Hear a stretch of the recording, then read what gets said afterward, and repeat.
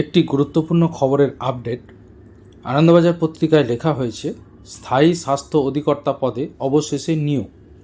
প্রায় 8 মাস পরে রাজ্যের স্থায়ী স্বাস্থ্য অধিকর্তা পদে নিয়োগ করা হলো। আরজিকর কাণ্ডের আবহে গত বছর কার্যনির্বাহী স্বাস্থ্য অধিকর্তা হয়েছিলেন স্বপন সোরেন। সোমবার নির্দেশিকা জারি করে তাকেই ওই পদে স্থায়ীভাবে নিযুক্ত করল স্বাস্থ্য দপ্তর। আরজিকর কাণ্ডের প্রতিবাদে স্বাস্থ্য ভবনের সামনে অবস্থান বিক্ষোভ চলার সময়ে কলকাতার নগরপাল, স্বাস্থ্য সচিব, স্বাস্থ্য অধিকর্তার অপসারণ দাবি করেছিলেন জুনিয়র চিকিৎসকেরা।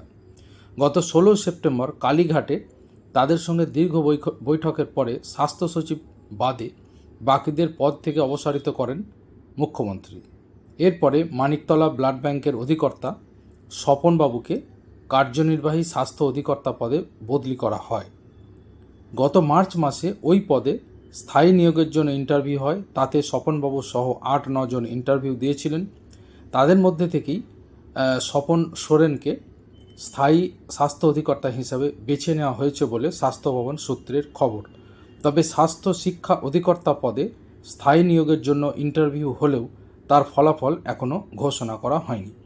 তো যাই হোক, স্থায়ী স্বাস্থ্য অধিকর্তা পদে অবশেষে নিয়োগ হলো এবং নিয়োগ পেলেন স্বপন সোরেন।